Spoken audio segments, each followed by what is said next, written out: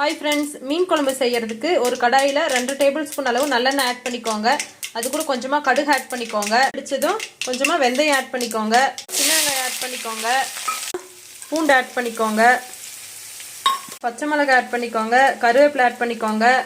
தேவையான அளவு உப்பு ஆட் பண்ணிக்கோங்க. வெங்காயம் நல்லா ப்ரௌனாக வதங்கினோடனே 2 மீடியம் சைஸ் தக்காளி ஆட் பண்ணி வதக்கிக்கோங்க. மஞ்சள் தூள் ஆட் பண்ணிக்கோங்க.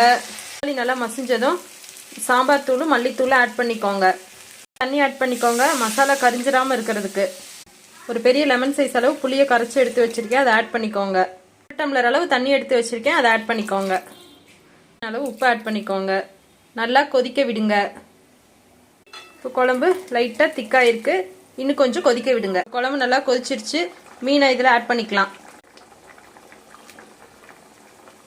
ஆட் பண்ணி 7 லேருந்து 10 நிமிஷம் வரைக்கும் கொதிக்க விடுங்க. நல்லா வெந்துடுச்சு, மீன் குழம்பு ரெடி. தேங்க்யூ.